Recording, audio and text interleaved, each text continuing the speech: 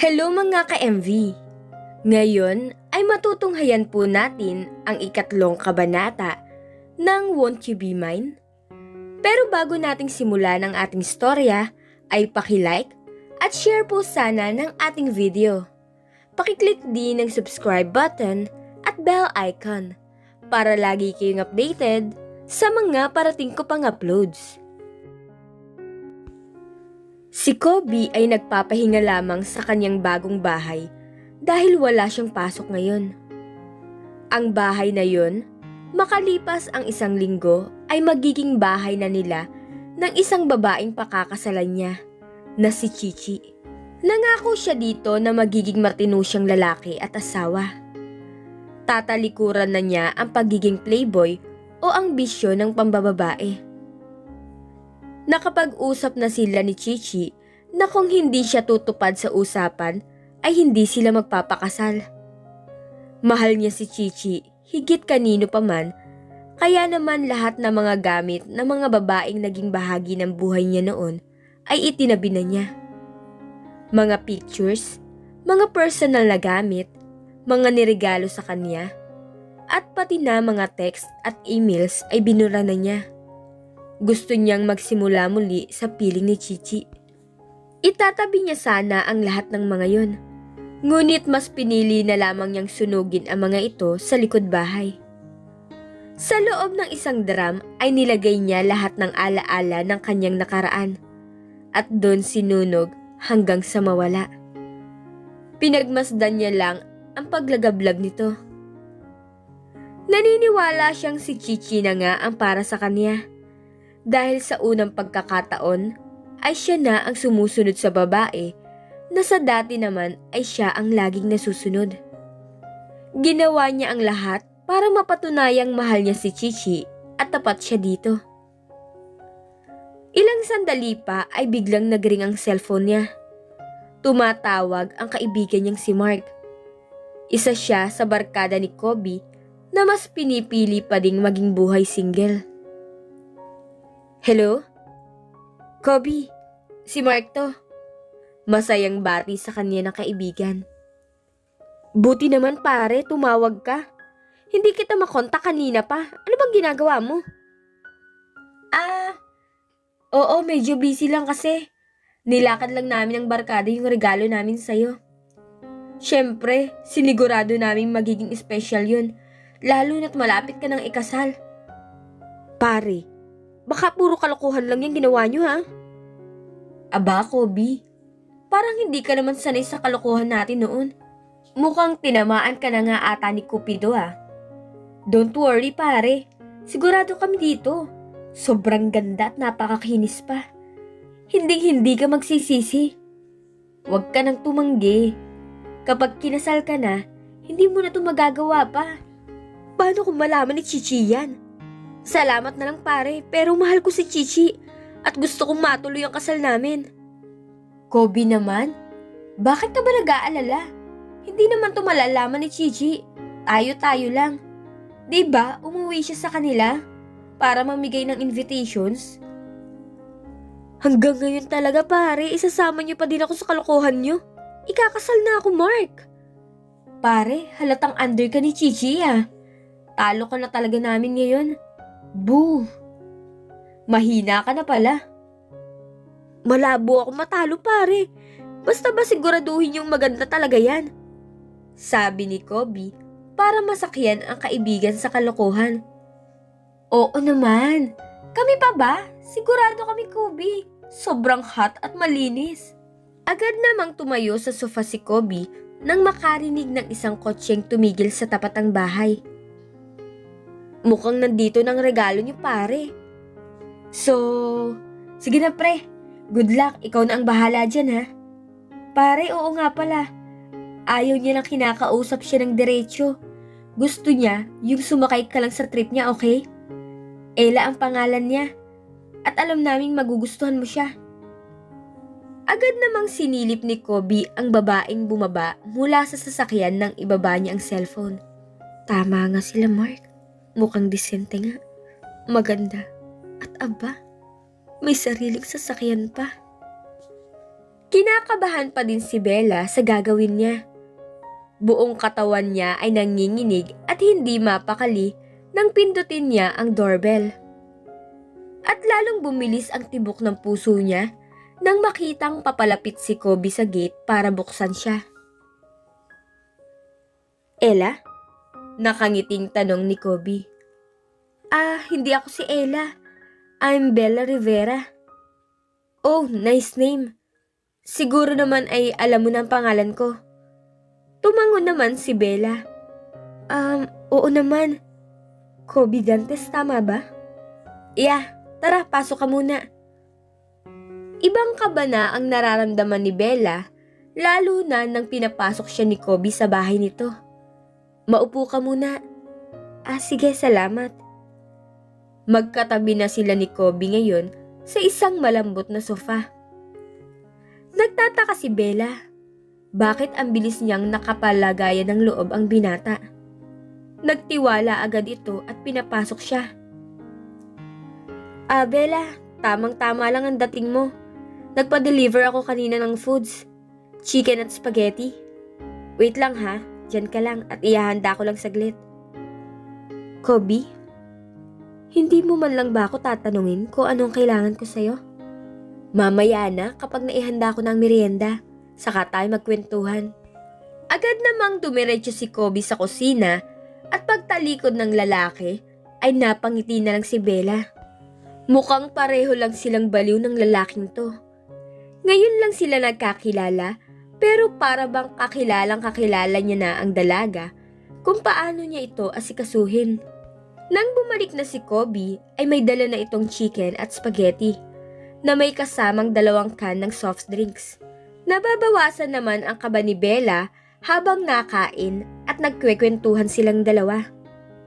Bella, magkwento ka naman tungkol sa buhay mo. Pumunta ako dito para sana magbenta ng t-shirt. Nagbe-business kasi ako. And dito sa village na to napatapat ako. Nagtaka nga ako nung bigla mo akong pinapasok kaya hindi na kita naalok kaagad. Bigla namang tumawa si Kobe. Oh, bakit ka natatawa? Wala naman. May naalala lang kasi ako.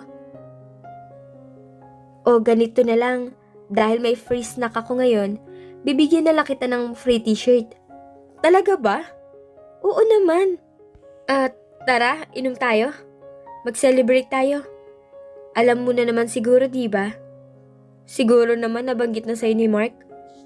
Mark? Sino yung Mark na yun? Ano ba sinasabi mo? Well, sorry. Kalimutan mo nang sinabi ko. Iniwan saglit siya ni Kobe para kumuha ng alak. At pagbalik nito ay may dala na siyang 1 bote at 2 kupita. Naku, Kobe, hindi ako sanay uminom. Sabi ni Bella habang nagsasalin si Kobe ng alak. Huwag mo sabihin, hindi talaga ako nainom. Anong gusto mo? Beer. Meron din ako dyan. Naku, hindi din. Hindi naman ako maalam uminom. Tinitigan ni Kobe si Bella. Ikaw ang bahala. Nagsimula na ngang uminom ng alak si Kobe at halos mga lahati na ang laman ng bote. Habang si Bella ay nakatingin lang sa kanya. Maya-maya pa ay sinubukang tumikim ni Bella para naman masaluhan niya si Kobe. Hanggang sa paulit-ulit na siyang nainom. Nasundan pa ng nasundan at namalayan na lang nila na pareho na silang tinablan ng alak. Lalo atang napabilis ang tibok ng puso niya. Napakainit ng pakiramdam niya kahit pa may aircon ang kinaroroonan nila. Ilang sandali ay hinawakan siya ni Kobe sa braso at para bang lalong nanghihina si Bella. Ang ganda-ganda mo, Bella. Bakit naman ito ang naisipan mong trabaho? Sayang ka talaga. Wala naman ako nakikitang masama sa trabaho ko. Sabi niya dahil ang buong akala niya ay ang pagbebenta ng t-shirt ang sinasabi ng binata. Bakit? Nag-e-enjoy ka ba sa ganito? Malaki ba ang kita mo? Oo naman. Bahagyang napaurong si Bella nang biglang bumaba ang kamay ni Kobe sa baywang niya, patungo sa kanyang hita. Hindi ko akalaing ganito ang trabaho mo. Sobrang ganda mo pa naman. Parang ang gulo ng usapan na to, Kobe. Parang magkaiba tayo ng pinag-uusapan. Puro ata sa trabaho ko at sa akin. Bella, nung makita kasi kita kanina, nagustuhan na agad kita. Wala ka bang kasama dito, Kobe? Nasaan ang kasama mo o kahit katulong? Nanginginig pa ding sabi ni Bella. Meron akong kasama dito, kaya lang umuwi muna sa kanila sa probinsya para dumalo sa mga kamag-anakan. Misis mo? Wala pa akong asawa, Bella. Saglit nga lang. Bakit ba kung ano-anong pinag-uusapan natin? Nagulat si Bella nang bigla na lang siyang halikan ni Kobe sa pisngi at unti-unting bumababa. Hindi niya inaasahan ang gagawin ng lalaki sa kanya. Please, wag. Pagtutol niya. Sinubukan niyang pigilan si Kobe, kaya lang huli na ang lahat dahil nakakulong na siya sa mga bisig ng lalaki. Hindi niya alam kung paano niya ito pipigilan. Hindi niya alam kung ano ang dapat niyang isipin sa mga oras na yun. Ano nga ba ang dapat niya gawin? Itutulak niya ba? Sisipain? Sasampalin? O gagantihan na lang ng mainit na yakap at halik gaya ng ginagawa nito sa kanya? Dahil sa matinding nerbiyos ay hindi siya nakakilos nang pakawalan siya ni Kobe. Nanginginig ang buo niyang katawan. Medyo nakahinga lang siya nang tumayo na ang lalaki sa sofa. Ngunit muli siyang nagulat nang dalhin siya nito at nang makita niya'y papunta sila sa isang kwarto. Pilit siyang kumawala pero lalo pang hinigpitan ang pagkakahawak sa kanya nito. Ibinaba siya ni Kobe sa isang malambot na kama. Kobe, bakit tayo nandito? Anong gagawin mo sa akin? Tama na ang laro, Bella. Hindi ka naman masasaktan. Palabasin mo na ako, please. Ayoko dito. Hindi naman pinigilan ni Kobe si Bella. Nakasandal lang siya sa may pintuan at pinabayaang tumayo ang dalaga. Bella, ano bang problema mo? Kung ayaw mo palang gawin to, bakit ka nagpunta dito? Tanong ni Kobe habang hawak siya sa magkabilang balikat nito. Hindi naman ako nagpunta dito para makipaglaro sa'yo. Hindi ata tayo nagkakaintindihan. Lasing ka, Kobe. Hindi naman kumibo ang dalawa sa pagkakatayo. Namayani ang katahimikan sa pagitan ng dalawa. Tanging tibok ng puso niya ang kanyang naririnig. Sobrang nakakabingi ang katahimikan. Ilang saglit pa ay dahan-dahan na hinaplos siya ni Kobe at hinalikan siya sa mga labi. Hinawakan siya nito sa baywang at hinila palapit. Sinubukan niyang itulak ito, ngunit lalo itong naging mapusok. Tama na. Tigilan mo na ako, Kobe. Bella, gustong-gusto kita. Napakaganda mo talaga. Please naman, Kobe. Mabilis na nag-init lalo ang binata na tinalo ang pagtutol ni Bella. Gustong pigilan ni Bella ang ginagawa ng binata. Ngunit mukhang natatalo ata siya ng pakiramdam sa ginagawa sa kanya ni Kobe. Magkahalong takot at pananabik ang kanyang nararamdaman. Ilang saglit pa ay natagpuan na lang niya ang sarili na nasa kama na ng binata. Nalilito siya, ngunit naghihintay sa susunod na magaganap sa kanilang dalawa. Naiisip ni Bella ang painting ng lalaki ngayon. Nakapiling na niya. Ang mga labing inaasam na ngayon ay dumadampi na sa iba't ibang parte ng katawan niya. Hinawakan niya ang matipuno nitong katawan at ang mga bisig nito. Kapag pinipikit niya ang kanyang mga mata, ay nakakakita siya ng nagkikislapang iba't ibang kulay. Sabay ng pagkislot ng kanyang katawan dahil sa ginagawa ng binata. Maya-maya pa ay naramdaman na niya ang bigat ng binata.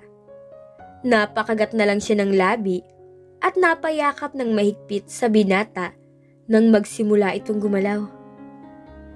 Mahabang sandali ang kanilang pinagsaluhan at nang matapos ay naghalo ang luha at pawis kay Bella. Agad naman niyang hinila ang kumot at tinakpan ang hubad ng katawan. Pareho silang napagod at walang imikan. Makalipas ang ilang minuto, ay may tumigil na Fortuner sa harap ng bahay ni Kobe. Si Chichi, ang fiancé ni Kobe. Pagbaba ni Chichi sa sasakyan, ay napatingin siya sa isa pang nakaparada. Balak surpresahin ni Chichi si Kobe dahil ang alam ng binata ay nasa probinsya ito. Dumiretso ito sa loob ng bahay dahil may duplicate naman ito ng susi. Nakita niya kaagad ay ang dalawang kupita ng alak na nasa may sala. Iginala ni Chichi ang paningin sa paligid at pagkatapos ay dumiretso na siya sa kwarto ng binata. "Surprise!" sabi ni Chichi nang bigla niyang buksan ang pinto ng kwarto nito. Biglang galit nito nang makita ang nakahubad na katawan ni Kobe at ang katabi nitong isang babaeng nasa kama at nakabalot ng kumot. "Mga walang iya kayo! Mga hayop! Manloloko!" Napabalikwas ng bangon ng dalawa. Naghanap kaagad ng pantakip si Kobe, samantalang si Bella naman ay ang kumot pa din ang pinantatakip sa kanyang katawan. Agad namang lumapit si Kobe kay Chichi. "Walang iya ka, Kobe!" sigaw ni Chichi, sabay sampal sa mukha ng binata. "Magpapaliwanag ako, please. Kitang-kita na ng dalawang mata ko. Ano pang ipapaliwanag mo? Sino siya at paano mo nagawa sa akin to?" Galit na sabi ni Chichi. "Huminahon ka, babe. Paano ko hihinahon? Hayop ka? Niloko mo ko." "Babe, wala kaming relasyon, okay? Huwag ka munang mag-hysterical." Hindi makakilo si Bella sa pwesto niya habang nanonood lamang siya sa pagtatalo ng dalawa. "Niloko mo ko, Kobe. Nangako ka na magbabago ka na. Na ako lang ang babaeng mamahalin mo." "Sorry, Chichi. Hindi kita mapapatawad." "Babe, niregalo lang siya sa akin nila Mark. Isa siyang call girl." Pinagsusuntok siya ni Chichi sa dibdib sa sobrang galit. Alam niyang nagkasala siya sa girlfriend niya. Sa kabila ng marami niyang nainom na alak, ay malinaw ang pag-iisip niya nang may mangyari sa kanila ni Bella. At hindi niya maintindihan ang sarili kung bakit sa nadiskubreng birhen pa ito ay hindi siya nakadama ng pagsisisi sa namagitan sa kanila. Kahit na nasa alanganing kalagayan siya sa kasintahang si Chichi. "Ikakasal na lang tayo at lahat. Nakukuha mo pa ding lokohin ako. Nasaan ang sinabi mong kakalimutan mo na ang lahat ng babaeng nagdaan sa buhay mo? Bakit ngayon may bago ka na naman? Nandidiri ako sa'yo. Kahit babaeng bayaran, pinapatulan mo." "Hindi ako bayarang babae." Sabat naman ni Bella na nanginginig ang boses. Iyon pala ang pagkakaalam ni Kobe kaya nagawa ang ganito sa kanya. Paano niya ngayon maipapaliwanag na nagkamali ito sa akala? "Ang kapal ng mukha mo, kakalbuhin kita!" Sinugod ni Chichi si Bella. At bago pa ito naawat ni Kobe, ay napagbuhatan na ito ng kamay ng dalaga. "Ang mga tulad mo ang dapat mawala sa mundo! Malandi! Isa kang malandi!" "Chichi, tama na! Bitawan mo ang buhok niya! Chichi! At ipinagtatanggol mo pa ang babaeng to? Hayop ka talaga! Dapat nga kayong magsama dahil pareho kayong mga baboy. Tama na, Chichi. Halika, mag-usap tayo sa labas. Bitiwan mo ako! Hindi pa ako tapos sa babaeng to!" "Chichi, pag-usapan natin ng maayos to." Hinila ni Kobe sa braso ang dalaga palabas ng kwarto. Nang mapag-isay, dinampot agad ni Bella ang mga damit niyang nasa sahig at nanginginig ang mga kamay na nagbihis. Mabibigat ang mga hakbang na tinungo niya ang pinto. Huminto nang makita ang pagtatalo ng dalawa sa sala. Parang wala siyang lakas na lumabas ng bahay na yon dahil sa labis na kahihiyan. Hiyang-hiya siya sa kanyang sarili at higit pa ay kay Chichi. Dahil pakiramdam niya ay napakababa ng pagkatao niya sa paningin nito, na siya namang totoo kung ikukonsidera sa mga pangyayari. At ang mga narinig niyang sinabi ni Kobe ay lalong nagpababa sa kanyang pagkababae. Lasing ako kaya nagawa ko yun, Chichi. Isa pa, inakit niya ako. Napaiyak si Bella. Hindi kita inakit, Kobe. Sabi niya sa sarili. Sinira mo ang pagtitiwala ko sa iyo, Kobe. Kung nagawa mo to sa akin ngayon, magagawa mo pa rin kahit kasal na tayo. Narinig niyang sinabi ni Chichi. Patawarin mo ako, Chi. Alam kong malaki ang nagawa kong pagkakasala sa iyo, pero hindi mo ba ako mabibigyan pa ng isang pagkakataon? Paano ang kasal natin? Dahil lang ba sa ganitong bagay ay uurong ka na sa kasal natin sa isang linggo? Nakagat ni Bella ang kanyang labi sa sinabi ng binata. Kasabay ng pagpapakawala ng luhang sumungaw sa kanyang mga mata. Ano ba itong nagawa ko sa sarili ko? Bakit ako nakagawa ng ganito? Sinira ko ang aking puri sa isang lalaking ikakasal na. Dahil lang sa ganitong bagay, Kobe? Nilalanglang mo lang ang namagitan sa inyo ng babaeng yun? Kung baliwala sa iyo yun, sa akin hindi. Kobe, masakit sa akin. Sobrang sakit. Hindi mo man lang iginalang ang kasunduan natin. Pakiramdam ko, pati ako binaboy mo. Chichi, mahal kita. May minamahal bang niloloko? Ha, Kobe? Nangangako ako, Chi. Ito na ang huling pagkakamali na magagawa ko. Kapag kasal na tayo, wala ka nang makakahati sa akin. Iyong-iyo na ako. Patawarin mo na ako, please. Palayasin mo ang babaeng yun. Palayasin mo siya ngayon din, Kobe. O kung hindi, ako ang aalis. At paglabas ko ng pinto, wala nang kasalang magaganap. Chichi, hindi ako nagbibiro, Kobe. I'm warning you. Sinamantala ni Bella ang pagkakataon na yon. Lumabas siya at hindi na hinintay pang ipagtabuyan ng binata. Hindi mo na ako kailangang ipagtabuyan, Kobe. Aalis na ako. Sabi niya sa dalawa. Matalim ang sulyap na pinakita sa kanya ni Chichi. Hindi umimik si Kobe at inihatid na lamang siya ng tingin hanggang makalabas siya ng pintuan. Hindi na napigil ni Bella ang sarili at napahagulhol nang makasakay sa kotse. Nang medyo kalma na ang sarili, ay inistart na niya ang makina ng kotse at pinaandar sa pagnanais na agad makalayo sa lugar na yon.